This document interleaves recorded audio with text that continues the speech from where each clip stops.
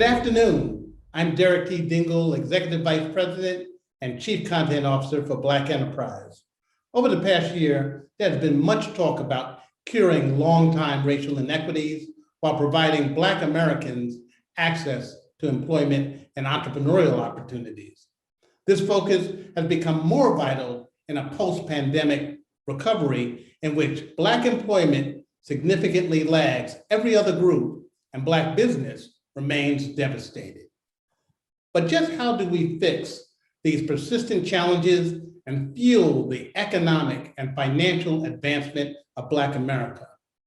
In this session, using DEI to drive social innovation, we share game-changing examples in which corporate leadership and business partnership are making a difference.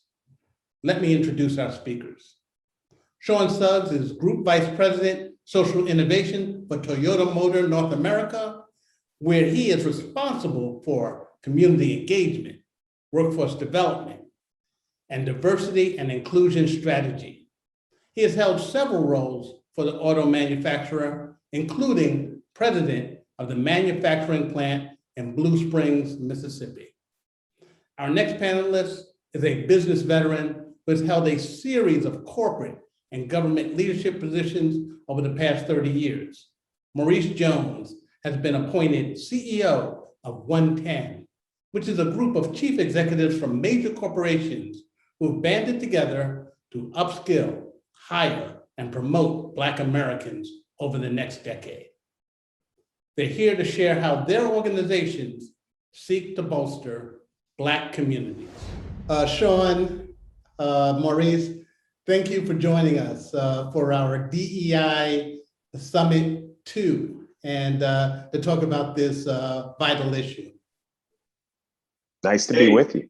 So happy to be here as well. Thanks for the invite. Yeah.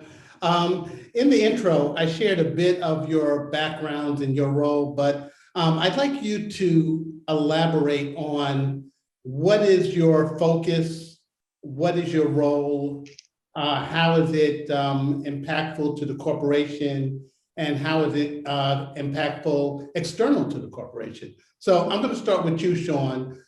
Please share with us your role as Vice President, Group Vice President, Social Innovation. Well, look, again, thanks, Derek, for having me here today, man. This is going to be a lot of fun. And I started at Toyota 23 years ago, actually, as a new hire, and been multiple jobs, but this one's been really, really special to me because I get a chance to not only have strategic priorities set as it relates to diversity and inclusion, but also multicultural direction as well. Diversity and inclusion, which includes our 100 ESGs or our BPGs or business partnering groups across the nation. I'm also responsible for the Toyota Foundation, which is a philanthropic organization that we have in our company. So I'm in a very dynamic role where I get to have limitless possibilities for all internal and external to our company. It's an exciting role.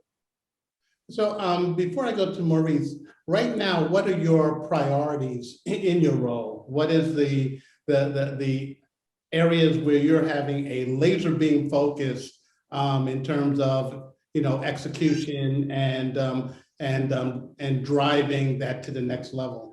Yeah, we've got a few things that we're really, really focused on. The first one is a diverse pipeline and talent. The second one is our transition to a mobility company. How do we do that in my field? Like, for an example, we've created an app for AARP. So seniors in our disproportionate communities can ping an app and get a ride to a vaccine, as an example. So mobility solutions is another focus. We're also looking at how do we continue to educate our executives all the way down to our 47,000 team members across North America on the importance of what diversity and inclusion is. And then the last priority, which is extremely important, is disparities in the communities, in the underserved communities. How do we come up with programs and processes that help those communities across the nation? So those four things are our laser focus. Maurice, I'm going to go to you. So Maurice, share with us your role at OneTen. You've had a number of corporate and government leadership roles over the year. Now you're developing an organization with this major thrust. One could say an overwhelming challenge, but share how you've been positioned to drive the mission of OneTen. Derek, Sean, nice to be with both of you all. As you know, OneTen is actually a coalition of about 50 now and growing CEOs and their companies who've committed to hiring and promoting 1 million Black talent who don't yet have 4-year degrees into family-sustaining careers over the next 10 years.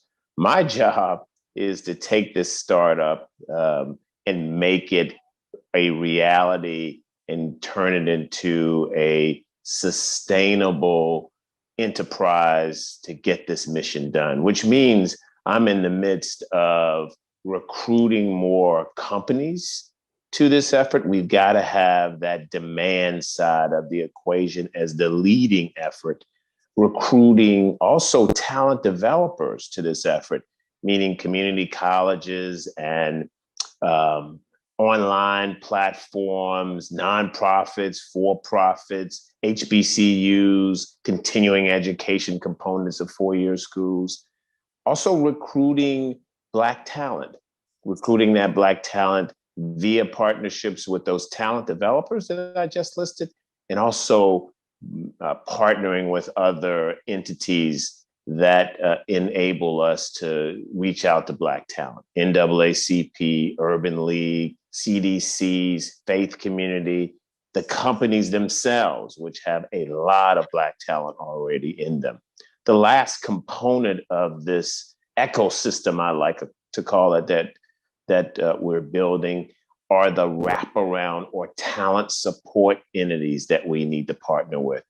Transportation solutions that we would do with the public sector, mentors, childcare is a huge one. My job is to knit together a high functioning team amongst all of those stakeholders to get our work done. In addition to that, I'm building my own team, right? This is a startup entity. So I am bringing to this team folks who can help me with this work. But at the end of the day, the analogy here is trying to be the maestro of an orchestra, putting together an orchestra where the masterpiece is this 1 million Black talent in family sustaining jobs in the next 10 years. All the pieces that go with that, that's the work that I'm that's the work that I'm embarking on now. And it is a lot of fun. Well, to take your analogy, Maestro, how do you, in terms of this enormous task, how do you get all the sections to play in concert or to play when they're supposed to play and get the right notes? Yeah, it's a great query. So the biggest piece of this, the most powerful signal to the orchestra, to continue that analogy about the right notes, is the demand side. It's the ability to aggregate employers who will put jobs on the table, who will re-credential existing jobs to remove the 4-year degree. And we use that signal to really align the rest of the ecosystem. Jobs with skills show the talent developers what they have to do to impart the skills that companies are paying for.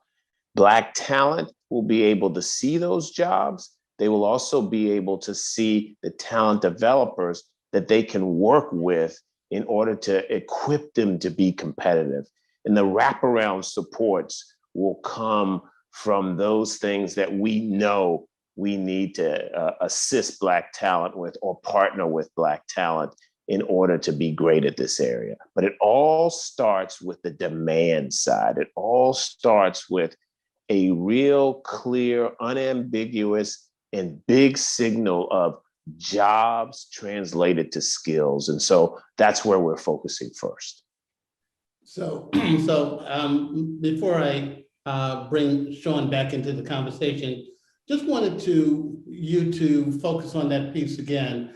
Right now, are you looking at positions that Blacks can be employed in that don't require 4-year degrees? Yeah. Is that Let me elaborate on that. The jobs that count for this journey are jobs that have 4 attributes. One, they pay a living wage. And we use the living wage calculator at MIT to determine what that is in different markets around the country. 2, they are jobs that do not require a 4-year degree for an individual to be competitive for them. That individual might get a 4-year degree somewhere along the way, but that 4-year degree cannot be a prerequisite for the job. 3, there are jobs that are at low risk of automation, so they're going to be around for a while. And then 4, there are jobs that require less than 5 years experience in order for one to be competitive. Any jobs in any occupation, in any industry, in any part of the country that actually meet those 4 criteria are the jobs we're looking for our employers to put in this game. And so we've had employers who have submitted jobs that are in the finance area, jobs that are in the IT area, jobs that are in the management area, jobs that are in the manufacturing area. We love that. And yes, those are the jobs that we're looking for purposes of counting toward that 1 million goal. And by the way, we're not just talking about new hires. We're talking about hiring and promotion. So we're talking about jobs within the companies that represent career pathways into which one can actually get a promotion to as well. So it's both categories. And right now, some nearly 50 companies are engaged in this. Is that? Yes, indeed, 50 companies and growing, and we need many more. So I am actively trying to recruit more companies to join this coalition. Okay, Sean, our focus is looking on social innovation. You had talked about your portfolio of different activities as it relates to your position. You talked about disparities within the communities. Yes. Can you elaborate on the disparities that you're focused on and how you're going about attacking those challenges? Yeah. Can I just add one thing to Maurice's comments? I thought they were spot on, and the work that he's doing is needed. And just want to give you a quick example of how we also believe in that. We have a program or school that we're launching here in West Dallas. It's called the 360 School. And we're going to provide services, not just for a kid to come to school. It's a STEM related school, but the wraparound services needed for that student: healthcare, daycare for the parents, food if needed. You know, if a kid's hungry, they're not going to pay attention in school. So we're going to not only open this school, but have the wraparound services. That's why we're calling it the 360 model, so the students can succeed. And our vision, a part of this disparities, is we're going to open up 14 of these across North America over the next 5 years. So from a disparities in a community perspective, we're going right there to try to impact that community specifically. And we believe education is going to be the key to that. It's very important. And, you know, from a social and racial justice perspective, all the activities that have been going on over the past year, we have a laser focus on helping communities as well. And, you know, we can talk about a lot of dollars and all that, but actions, I think, speak louder than words. Trying to close the internet gap, Wi-Fi, et cetera. There's communities that don't have that. We focused on items like that we know we can make a significant impact on over the past year, just as an example. So as you're looking at these efforts, do you find that over the past year, that more and more people are looking toward corporations to solve some of the major systemic problems that we've had in this, as it relates to, Black communities, as it relates to lack of opportunities. Is this something that Toyota and for you, Maurice, OneTen is doing because of the George Floyd moment, if you will? Or is this something that's been ongoing, or has it been accelerated because of the George Floyd moment? And Sean, I'll let you answer, and then Maurice. Yeah, absolutely. I'll just tell you this, without hesitation, that George Floyd accelerated a lot of these efforts. That unfortunate event that happened got us to do all companies to do a significant mirror check on what's important and why. And it also accelerated a lot of the things that we already knew as a company that we needed to work on, but it kind of straightened us up a little bit and got us to attack more and more and more. And when you've got 47,000 team members in North America, they just don't come to work and then go home and say, we're okay. No, they're looking for Toyota to step up as well. They're looking for Toyota to not only step up, but actually have some actionable items that are going to impact their community. Not just making a statement, not just going out and making a statement, we are against this or that, but what core actions are you going to do to help the communities in which we live in? So, the Toyota way is in our DNA. It's continuous improvement and respect for people. That respect for people piece has really been highlighted big time over the past year. And it's got us really busy on taking care of some key actions in the community. So Maurice, as we look at this, is this OneTen, is it, more of an outgrowth of, the George Floyd tragedy? Or was this something that was in the works prior to George Floyd and just was accelerated as a result of it? OneTen as a coalition is truly a coalition that was, if you will, birthed by the combination of a pandemic that had a disproportionate impact on communities of color, a recession that had that same disproportionate impact on communities of color, and then the series of events that we witnessed, the death of Ahmaud Arbery, the killing of Breonna Taylor, the killing of George Floyd. OneTen is definitely an outgrowth of that collection, if you will, of events in 2020. However, to really second something that Sean just said, there's no question that 2020 accelerated this piece. And in OneTen's instance, 2020 really shaped what OneTen has become and shaped our aspirations.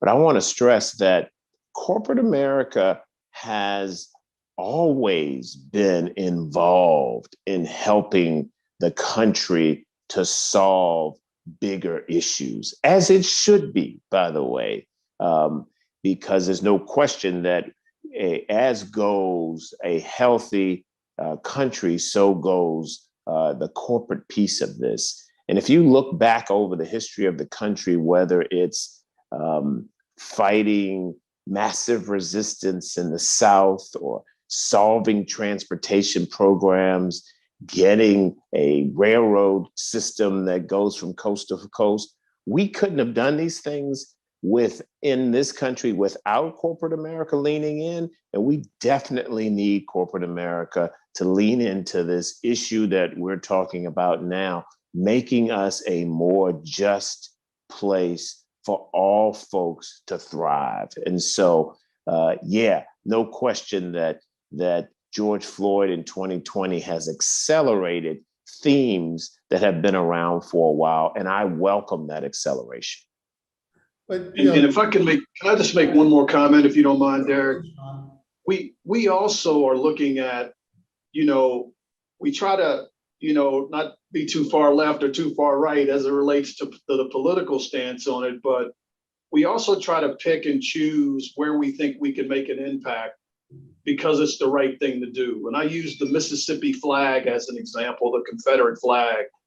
Our company stepped up. We have an operations community in Mississippi, and we were like, what can we do to rid this state of this Confederate flag, as an example? So we got over 1,000 businesses together, and we got our heads together on what we can do from not only just a petition perspective, but how can we support ridding this flag? I don't think all those things would have happened with the acceleration without the George Floyd situation that happened. And you know, today that flag is a brand new flag. We played a small role in making that happen. But to Maurice's point, the corporations have always been trying to find their way to get in to make an impact. Well, the perception, and I'm going to challenge both of you on this, is that yes, corporations will step up, given that there is a moment of crisis, or some incident has captured the public's attention, and there'll be a reaction to that, and then it'll go away.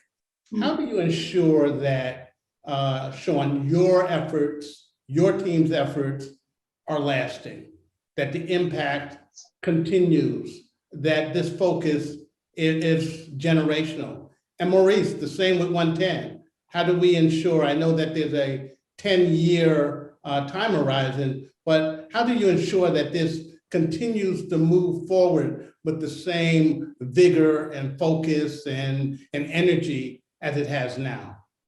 Great question. And I'll just start by saying, in the example I gave of the 360 schools across the country, that's a 5-year plan, not a 1-month plan. We plan on doing that for quite some time and continue to expand it, because we believe that education is the core, and we can help, some students and kids around the country that need it. So it's a part of our long-term strategic plan. It's not just a 1-year focus. Building a talent pipeline in this environment, to the OneTen comments that we heard earlier from Maurice, he knows that this is a 10-year project. It's going to take some time to get the pipeline really funneling in some good talent. And hopefully companies like Toyota can be the recipient of some of this great talent that's coming through. You can't do that overnight. You got to have a long-term plan and a vision to make that happen. So that's what we have. Our talent pipeline strategy is long-term. Yes, it has been accelerated, but it's a long-term vision, just like the other core items that I mentioned to you before. That's the only way we're going to be able to sustain it. So Maurice, how do you make your program not only lasting, but more expansive? Because the challenge that you're undertaking, and it's commendable that you're looking at 1 million jobs over a decade. But we all know that this is an enormous challenge to tackle, and that the numbers has traditionally been an imbalance as it relates to Black unemployment and the rest of the country, and especially Black unemployment, and the rate of white unemployment in this country. Yeah. So I think a number of things encourage me in the biggest way about the OneTen journey. One is, look, we've picked a moonshot. We've picked a number here, 1 million jobs over the next 10 years, focused on Black talent without 4-year degrees. This is something that the CEOs have been public about. They're on record with respect to they're embracing it, and they're out there talking about it and planning for it. So one is, I think, the moonshot, in accomplishing that moonshot, and the fact that you've got CEOs who are putting their brand behind this is one way in which we're perpetuating this. A second way that I think is a key piece here is, in fact, it is a 10-year commitment. And it's a 10-year commitment that people are embracing and people are preparing for and going to work on. The third piece of the OneTen journey that is encouraging for lasting impact is there is a community of practice that you join as a result of being in the OneTen Coalition. And that community of practice is designed to, yes, help companies adopt and learn from one another the best practices when it comes to promoting and hiring Black talent and creating corporate cultures in which that talent can thrive and moving to skills first. But it is also a vehicle through which we're holding ourselves accountable. We are tracking results and tracking data, and we are using that data to actually hold ourselves accountable, hold one another accountable, and to improve. And the last piece of this for me is, look, at the end of the day, it's the old T.S. Eliot poem where he says, look, we dream of systems so perfect that no one will ever have to be good, right? We know that no such systems exist. Ultimately, what we need are people who want to do good. What I'm really encouraged by is we've got CEOs and CHROs and others who really are stepping up and saying, I want to lead.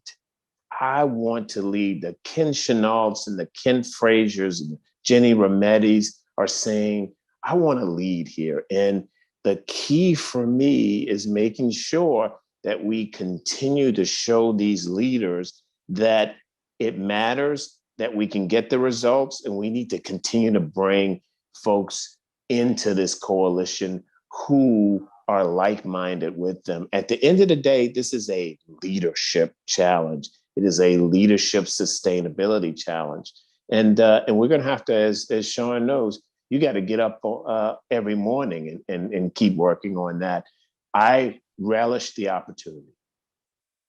Well, I think that, Sean, you were about to say something? I'll just also add to Maurice's point, we try to measure things as well. And, I'm sure both of you have heard of Diversity Inc. Top 50, and we're number 7 this year, but we started 48th about 10 years ago.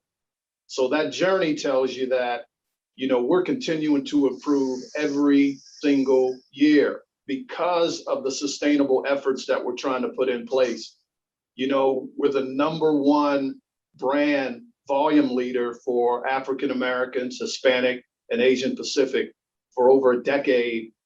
So sustainability and making sure we have proven results are very important to Toyota. Yeah, that's good stuff. Absolutely. The important piece of this is that not only the announcement of the program, not only the announcement of the what they usually say in Harvard Business School, the big hairy goal, but it's also aligning metrics to ensure that you're making progress in those goals and that there are accountability measures that keep this continuing forward. Right. So as you look at partners, and I know, Maurice, what you said is that you're looking at creating an ecosystem. Go through a bit about the partner selection process, and in terms of African American participation, the participation of Black groups, of HBCUs, and what have you. Please share with us: is that a part of the plan? Is that already in place? Where are you in terms of that engagement? Yeah. So yes, yes, and yes. So we've got partners in a number of different areas, right? So we are definitely aggregating partners when it comes to the companies, right? And we got more work to do in bringing more companies to the table who will make the commitments that the other CEOs have made. In addition to that, we've got partners that we are recruiting with respect to talent development. And yes, that includes HBCUs, that includes nonprofit developers who have focused on Black talent, that includes online talent developers, that includes community colleges, that includes junior colleges. We're well on our way in recruiting. And what we're doing is we're putting a little bit of a quality filter. We are endorsing organizations whose track records show us that they actually can produce the talent at the quality level that these organizations are looking for to fill these jobs. In addition to that, we are partnering with organizations to help us recruit the supply side, the Black talent side. So NAACP, Urban League, CDCs, faith-based communities, direct marketing to the Black community in 35 metropolitan areas around the country. All of that work is underway. It will go on for the entirety of this journey. And we are always looking for folks to provide us advice and feedback and partnership in doing this, because we have to have strong employers, strong talent developers, access and outreach to the Black community, and those wraparound supports. And the wraparound support partners, by the way, are public sector and private sector. We're in the midst of recruiting them as well. Okay, Sean, I'd like to ask you the same question, but just a little different spin. In terms of engaging the involvement of Black stakeholders, share with us the embrace of your Black partnership groups in your efforts, outside organizations, your dealer network, your suppliers. Are those all a part of your, just to borrow Maurice's term, ecosystem to drive forward your, your social focused programs as well, including? Absolutely. Absolutely. And, we have roughly 1,700 dealers, Lexus and Toyota, across North America. Our increase of ethnic diversity dealers we've hit our target the last 5 to 10 years. So we believe that the dealer body is the front facing to the customer, so it's important that they see folks that are buying the vehicles. I just told you that we're a #1 volume leader for minorities. So it's important that we have a dealer base that represents that as well. Our supplier, we're part of the $1 billion roundtable every single year. I won't even talk about the awards we've received, but the key point to that is that we've got engagement from our supply base, and they believe in what we're trying to do as a company. They need jobs too, by the way. They need to hire people as well. So we benchmark, and this word in Toyota called Yokoten, where we horizontally deploy continuous improvement ideas. We benchmark each other all the time to learn and grow from each other. For an example, we're building a new plant, a Mazda Toyota joint venture in Huntsville, Alabama. 50% of those suppliers will be diverse. It's the highest number we've ever had for a new venture, as an example. So again, trying to walk the walk a little bit and not just talk about it, but we learn from each other all the time, and that supply base and our dealer base continues to grow to benchmark levels. Yeah, and then they're engaged in some of the efforts that you're involved in. Because I think what's important, as Maurice is talking about employment opportunities, we also have to look at the entrepreneurial side in terms of ensuring that African Americans have those opportunities. And I know that's been at the forefront of your agenda as well as the company's overall. Absolutely, it's a measurable for us. I've been in several meetings where we look at the matrix. Are we meeting or exceeding those targets or not? And if not, how do we close the gap? And those partnerships have to be strong in order for us to do that. And all of us on this call know it's a competitive market out there. Automotive is extremely competitive, and we have to stay cutting edge to make sure we're attracting and retaining some really good talent. So that's a part of our process as well. Well, both of you represent two sides of how DEI is driving social innovation, how DEI is impacting specifically Black communities. We're focused on that obviously because Black enterprise is that's our audience base. But before we leave, I just like each of you to share 2 to 3 points that you'd like to make to our audience about the value of DEI in terms of driving Black America forward and your organization's engagement in that, and that other corporations can take away, as replicable models for what they're trying to do. And Sean, we're going to start with you, and then we'll end with Maurice. Okay, no problem. Well, the first thing I would say is, I've said it a few times during this call that we really try to walk the walk. That means we hold our leadership team accountable. Our executives have scorecards, accountability matrix. We treat it just like a KPI that we use for safety, quality, cost, you name it. So it's ingrained into our business. That's point one, that, it's respected as a leading KPI, just like any other KPI that we have at our company, key performance indicator.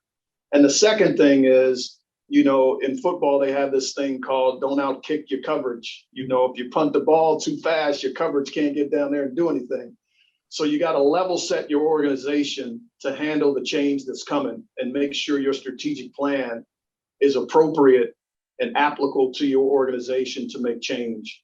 So you got to pace it, and it's got to be at a clip and a pace where you can make change and you can see it sustainable over time. I think that's very important. It's okay to make a big, broad statement out there, and a lot of companies do that, but we want to make sure when we make the statement, we've got sustainable growth going forward. Those will be my two things. Okay. Maurice? I think I would, sort of start with where we are as a country.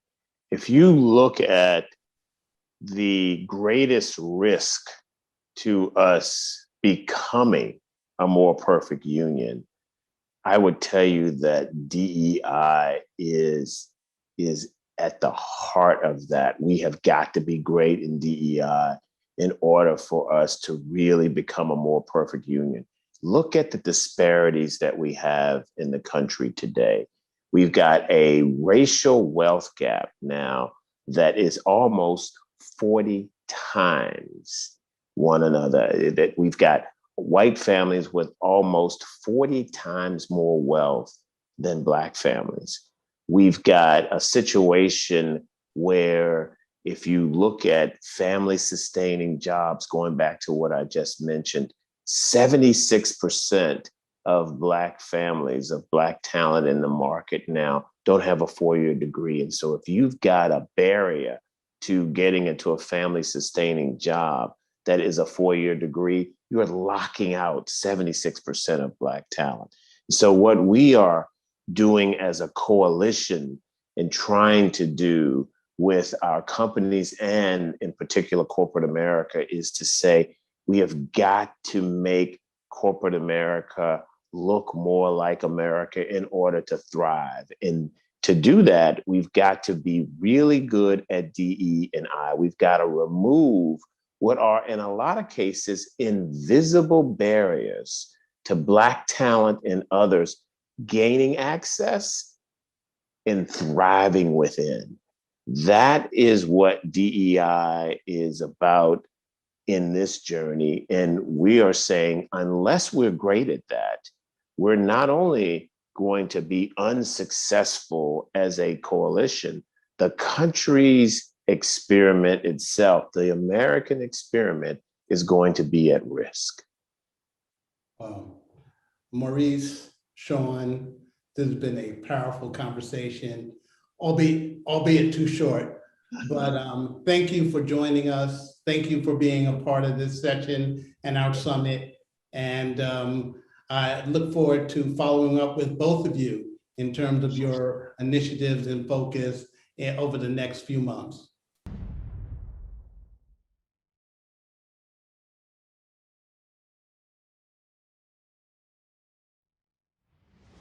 It's a wrap for our Diversity, Equity, and Inclusion Summit 2, brought to you by Black Enterprise, the #1 Black media brand reaching more than 8 million unique visitors per month. I hope you gained a better understanding of how DEI drives corporate culture and practices, as well as discovered valuable strategies and tools to help you navigate today's rapidly changing business environment. I would like to thank our speakers for their dynamic presentations delivering nuggets of relevant and actionable information. I would also like to recognize and extend our appreciation to our sponsors, Toyota, American Express, Boeing, Merck, and Wells Fargo for making their investment in our summit. Lastly, I would like to thank you for attending our event and being a great audience. If you missed any of these valuable sessions or have an interest in viewing them again, we have made all summit content available on blackenterprise.com. Once again, thanks for your participation, and be on the lookout for our upcoming events. The Black Enterprise Town Hall Series, Closing the Wealth Gap, which will feature the virtual roundtable, Voter Suppression, How Black Business Leadership Will Protect and Preserve Our Franchise, on Thursday, July 8th, and our Corporate Board C-Suite Summit on Wednesday, July 14th. In closing, stay safe, stay strong, and continued success with your business pursuits.